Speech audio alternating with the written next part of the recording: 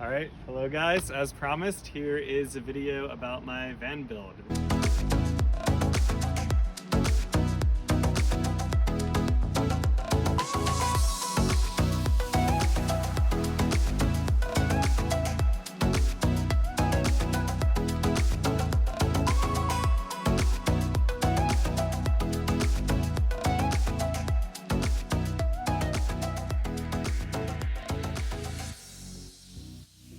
This is a Ram ProMaster 3500 2017. I spent the last half a year building it out.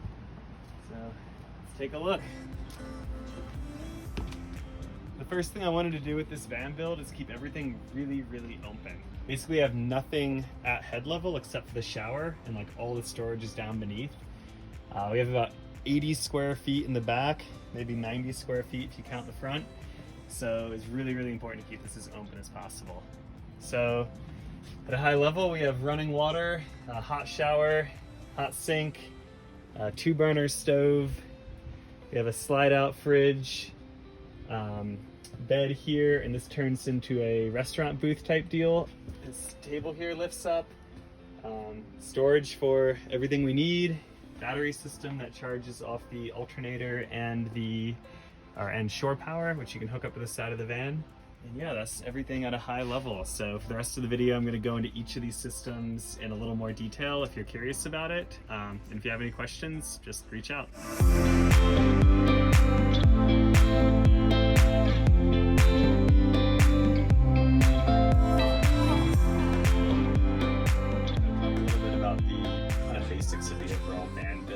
Starting with the floor, you see click and lock flooring, which is something commonly seen on new homes. Underneath that is particle board, and then underneath that is insulation. I forget exactly what it's called, but it's that like rigid pink stuff you kind of see everywhere. Moving on to the ceiling. The ceiling is real wood, so this is like vinyl, real wood up here. Get away with that because you're not walking on it, so it doesn't need to be as durable. But this is like tongue and groove, so it kind of keeps it all together. You basically like screw one on directly to the ceiling after putting some insulation on, kind of jam the next one in and move forward. Cutting out holes for the lighting. This is kind of cool. It's you can actually pop these out. They're just little springs that hold the lights back, so it's easy to replace if anything goes wrong. Moving on to the walls, this is just kind of a basic particle board with a little fancy cut. There's insulation behind here as well, which it does keep it warmer. I mean, we don't have great insulation because of all the windows, but it helps keeps noise down as well. Then everywhere we couldn't put wood, we have this like carpet fabric, which is a little bit stretchy, so it can kind of follow the contours of the van, which as you can see, there are a lot. That's probably the most difficult thing about this van. It's like every cut had to be, some custom complicated cut. Like this isn't a house with 90-degree angles everywhere. But yeah, it's a few different shapes here and screws to kind of hold stuff in. It is glued down on parts as well, but I don't really trust adhesive for anything. Moving on to the butcher blocks. These are just standard butcher blocks I bought at Home Depot and then stained. Again, tricky cuts around here. Foam on the back was pretty important because I was worried about like crumbs and water falling back, so it is kind of you can see here too, it's pretty well sealed up. The last thing I wanted to talk about with the build is how I built all the cabinets. So this is all particle board, and then right here is FRB board, which is used in like showers. So I figure we're gonna be like walking on here, so if you kind of walk on white paint, it's gonna get really dirty and gross. So there's kind of a hard plastic on top of here, and the top of these. And then throughout the whole van, I use this like T-slot aluminum stuff, which is really light and strong. So I kind of like built the frame with that. You can kind of like, connect everything together, drill through it. It's pretty handy stuff. And that has held up very well so far. Welcome to the master kitchen. We have a 12-volt fridge that slides out. So it's locked in place now, and you put your foot right here. And it slides all the way out and locks in place again. And then you have this little handle. And it can actually be a freezer as well, but it's just one compartment, so we leave it as a fridge. But we have a decent amount of room in here. The cord was kind of fun to make sure it doesn't fall in the pinchers, so it's like secured to the wall back there. But other than that, it was pretty simple. It's been working great. It does not use much power, so I've been very happy with this. If we come over here, we see the 2-burner stove, which runs off a propane line, which I'll talk more about. We'll just turn it on. And there we go. It works great. I've had no problems with this. We have a nice little backsplash to keep everything cool. And then the sink is pretty handy. We have a cutting board that drops in, so we can take that out. And the sink just drains to the floor, but we have a little strainer to catch anything, a little basket here. And I found it a lot easier. Like, the sink and the shower don't have a gray water tank. That's just a whole nother system, and it doesn't really seem necessary. It's actually completely legal to dump gray water, which is sink and shower water, on the ground in like a national park or national forest. So we just went with that. I think the kind of fancy sink you'd have at home. And hot water as well. So there we go. That is the kitchen. All right, so the plumbing system. Pretty much everything is in here. We have a 36-gallon water tank, and the infill that goes to the top of the van is vent, and then the intake is right there. Again, as I said before, there's no gray water system, so everything actually drains out right here. The sink drains through here, and then I can drain the tank if I need to through here as well, just by turning that lever. That's dumping water on the ground. We have a pump that's on demand, so it'll keep everything at like 40 psi, and then as soon as you open the sink, it'll turn on. So you can hear, there it goes. And then this leads up to the hot water system. That is a instant hot water heater. So as soon as it turns on, you can kind of hear it click. Let's do this, and the propane will turn on in a light. There we go. Now we got a lot of heat coming out of here. And yeah, I guess that's the bulk of the plumbing. Yeah, into the shower, same thing, hot, cold. It's pretty much set up to where we only turn the hot water on, and the hot water, the instant hot water heater, is adjusted to give you the kind of hot water that you'd actually want in the shower, so that way you're not wasting water, you know, being finicky with it. But this kind of comes off, and there we go. Hot water shower. We have the light, obviously, and then this is kind of fun. You push this button and it pops up, and there's a little fan that turns on, and that's your shower vent. We have a little floor to stand on to keep you off the water, and it adds a little charm to the bathroom, I think. Slide indoors. A little tricky to get around this hose, but there we go. This can also be an outdoor shower.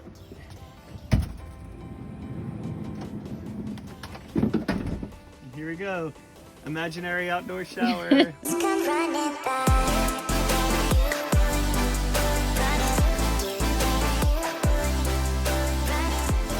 Everyone's favorite part, the toilet.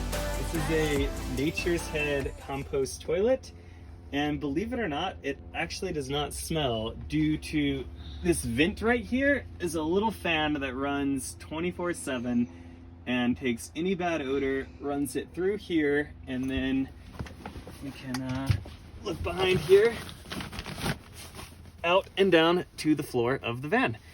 So it's actually been really great. No problems here. All right, now we get to the most complicated part of the van build, at least for me, because I didn't really know what I was doing and kind of figured a lot of this out along the way. The electrical system. So this is the container that we keep the blankets in, and underneath that you see a little cutout. This kind of gives us easy access to knobs to turn on and off the electrical system. But if we take this piece out, which, you know, you don't have to do too often, ideally, we see the whole master electrical system.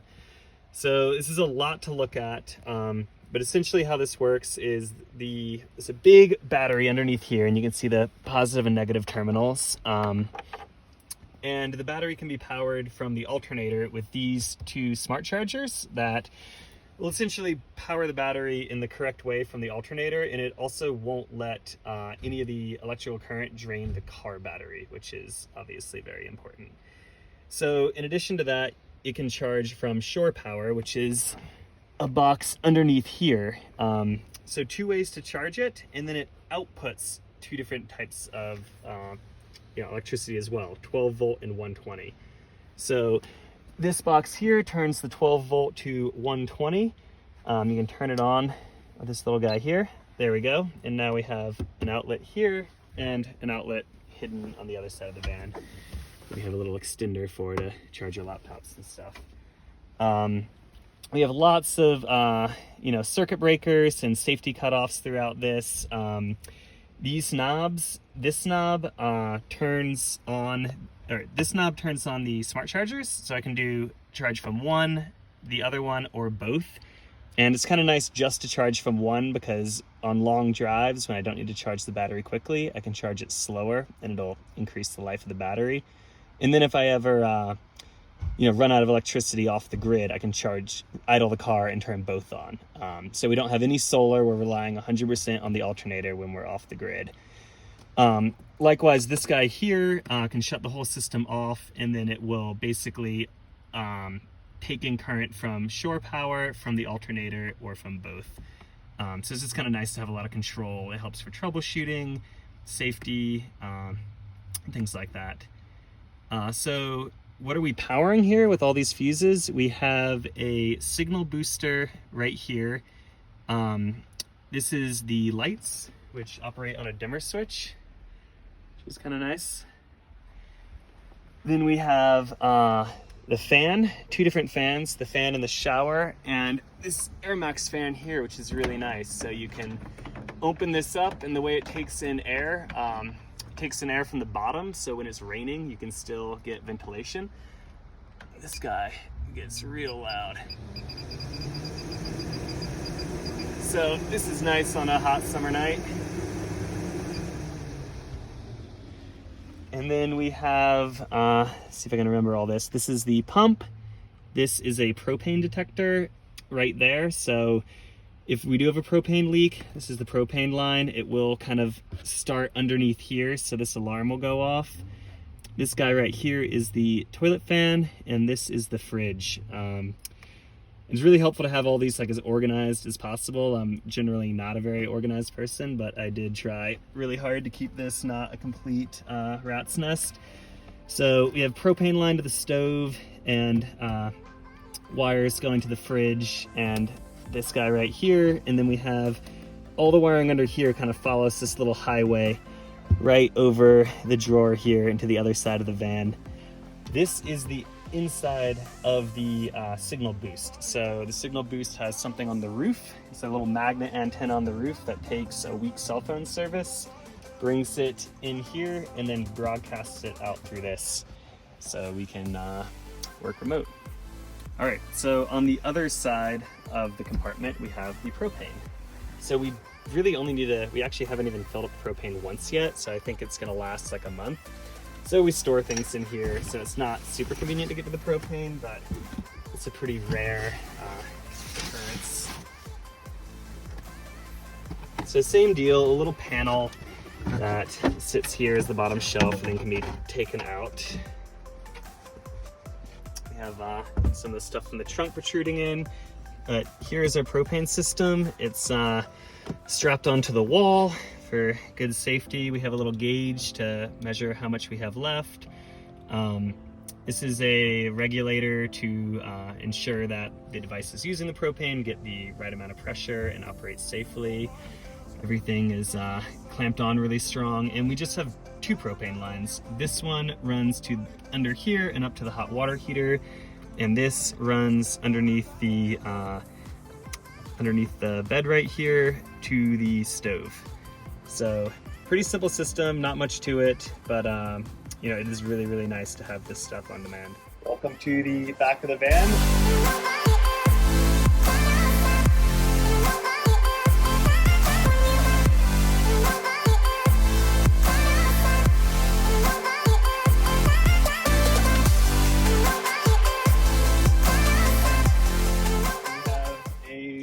Of storage space back here. We have golf clubs, table, let's see, window visors. We have a inflatable kayak in here, backpacks, bike helmets, tools, tons of other goodies.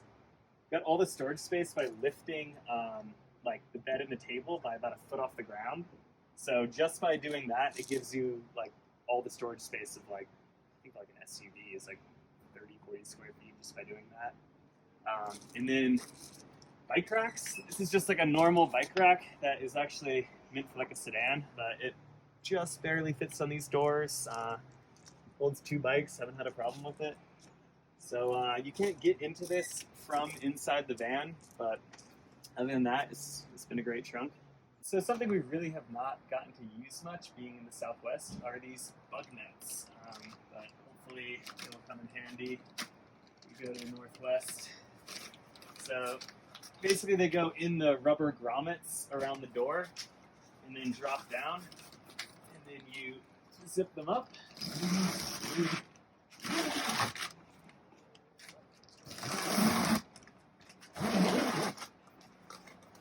All the way down, and they open magnetically and snap shut. So not all the way because they're not on perfectly well, but you get the idea. Welcome to the back of our filthy, filthy van. Right here we have water hookups. So it's a pretty basic system. This is the infill. They both go to the top of the tank, and this is the vent. So essentially, once the tank is full, water will start pouring out, and then it functions as a vent when you take water out of the tank. So it's like a gravity-fed system, which means I can't like leave it hooked up to water. All the water is driven by our pump, but it's pretty easy to fill up, takes 5 minutes. Yeah, then you have 36 gallons of water. This is shore power, which is pretty self-explanatory. Little waterproof outlet that hooks up and then runs everything inside in addition to charging the battery. All right, this was a very challenging project here, putting these side windows in. Involved taking a jigsaw, cutting a hole in the van. The windows did not quite fit right, so I had to kind of cut and play around with the parts. And then the van itself is actually bent a little bit. It's hard to see in the video, but that bent the window enough to where they don't really open as of now. So they're nice to look at, not 100% functional yet, but yeah, so if you're going to put windows in the side of your van, just definitely do your research and make sure that they're really worth it, because if I did this again, probably would have passed on these, but they're nice to have.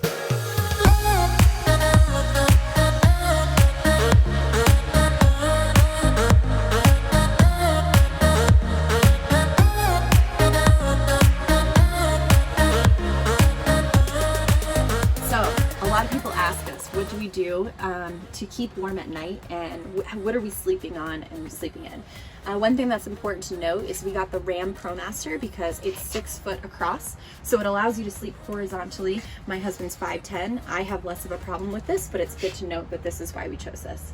It is a full bed, the size of a full bed, which is also nice. We don't really need a queen or a king. We do just fine with this. Our first layer is our wool blanket. I find it really aesthetically pleasing, so I just really like having this on top.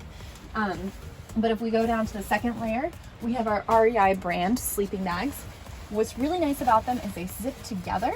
So what I like is that it acts as one big comforter, but we each get our feet area, which is really nice when it's super cold. So it helps us stay warm. It's 0-degree rated sleeping bags, I believe. So we have never had a problem. We've always been super warm in these. Then we have our down blanket. If necessary, we can layer up. And then we have our sheet to kind of protect all the down from our bodies. And then coming down here, we have a gel memory foam fitted sheet. So this acts both as a fitted sheet, keeps everything together, but also, and protects the cushions, but also adds like a little bit of padding to things. Our pillows, while they look like two separate pillows, they are not. They are a throw pillow stuffed into a pillowcase, which makes it really nice when we have the bench, very aesthetically pleasing, but also functions as, you know, our nighttime pillows. So we pull these out here, and then what we do to make this into a table is we just kind of throw these over here and wrap everything up in this fitted sheet.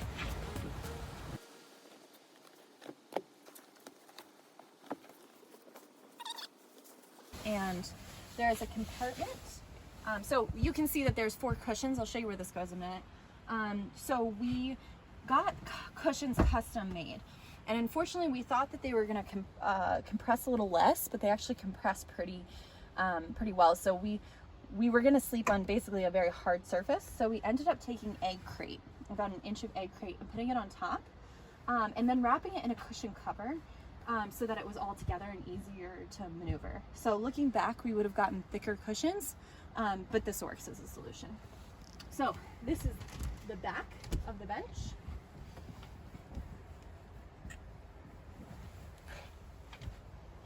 And over here we have a compartment. And this is where we keep our cushions.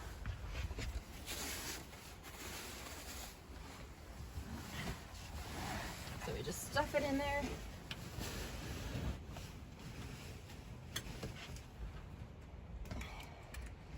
Close it up. Here. Put these cushions over here. Okay, and then we have our butcher's block kitchen table or bench table, whatever you want to call it. It's got this little flat surface that pops open.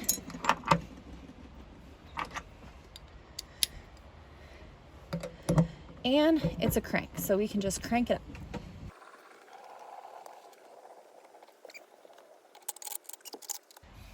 And we have this mechanism, which helps us to get in and out of the booth, so we're not trying to squeeze through these little corners. So we open this up.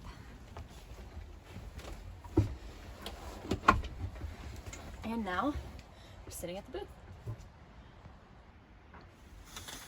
Oh, hi there. Welcome to my office. So we're both working while on the road, so this makes for a really cozy little private space. So we have our lap desk here that we bought, and we have our swivel seats. We usually set it this way so we can put our feet up and lounge. And then we have this noise reducing curtain. So it's really nice when we're driving to have the noise reducing curtain to reduce some rattle noises in the back. But it's also really nice when we want to take meetings or just have some quiet space. We can just pull this across and it makes it a little bit quieter. So we use this because I am a morning person, so I wake up before Caleb and I'll do work in the morning, and then when I go to bed, Caleb's a night person, so he'll come up here and he'll kind of do some work in the evening, and it makes just like a separate room, which is really great. Okay, so something about living in a camper van is you need to be hyper organized because you want the space to be clean all the time. And so one thing that we took a lot of care into doing is making sure everything was organized. And if you know me, I love organization. So there's a few things that, you know, we have put in place to make sure that everything is nice and tidy and exactly where it should be. This is a custom drawer. We had it made bigger so that we could fit pots, pans, and bigger appliances. So in here we have like our kettle, we would have a pot in here, we have our French press, we do have a blender for breakfasts in the morning, fire extinguisher for the gas stove. That's just a safety feature I really care about. Here, this was from IKEA, so this is just something that we installed but came pre-built. Our top drawer is our utensils, our knives, just, you know, things like that. Our next drawer is our bowls, our plates, our cast iron stove. Cast iron is really great for open flames, so if you're at a campfire and want to, you know, make some bacon or something, that's really nice to have. Our next drawer is our mugs, our collapsible silverware, These are really great. They're camping wine glasses, but you can use them for any drink. And what's nice is that they're not breakable, and they're great. Like, they're not noisy when they're bouncing around back here, and just nice to have extra cups. This is our junk drawer, and then the rest of the drawers are going to be Caleb's clothes. My clothes are in this big drawer. So we have a latch here to keep it from rolling around when we are driving and slamming on the brakes.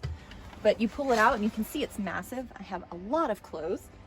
So yeah, this is really nice space. I've fit pretty much anything I could ever want for all the seasons. So it's a lot of space. We also have a compartment under here. I'm not gonna get to it right now, but what's nice about that is it's kind of hidden. We don't really need to get to those things, but it includes things like maybe rain boots, or I have some like wedges that, like, if I need to go to a nicer event or something like that, where it's not super accessible, but nice to have. On this side, we're gonna have our dry food.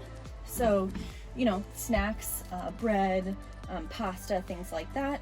We have our soaps and some other toiletries that aren't in the bathroom. And then we have a trash can that pops up. It's nice and slim, so that's really nice down there.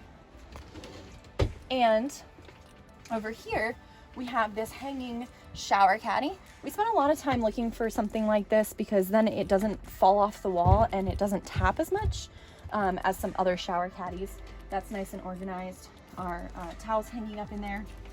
So this, we actually, one thing that was really bothering us, since we work remote, the thing that we access most is our backpacks with our laptops and our chargers and our coats. So they always ended up on the floor because we'd come into the van and we'd throw things in back. So we actually just put in 3 hooks. This one's for our coats, this one's for my backpack, that one's for Caleb's backpack, so that we can access it from inside the camper or we can access it from our seats. And it kind of makes this a little bit more organized and a lot more sustainable. Up here, we like to keep our shoes. So when we come into the van, we can stash them away. We both have these hanging toiletry bags, which are nice too. I'll show you why we went with the hanging ones. This is just really personal preference, but because of this rod, you know, you can take a shower, go to the bathroom, and then you have your toiletry bag hanging up so that you can do what you need to, brush your teeth at night, things like that. So that's kind of a nice perk of having this pole here and then having toiletry bags that can hang. And I think that's how we keep organized. Okay, one more organizational thing. Up here, we can keep things like night mask, which is super helpful. And then we have our headlamps, which are nice when you're walking around at night or a campsite, and you don't want to have the whole van lights on. And then here we have a little reading light, which is really great. If you turn off the main lights, you can have one person in bed have like a little night light or reading light, and it's really nice. So this is the other way we keep organized, by keeping kind of like bedtime stuff like up here.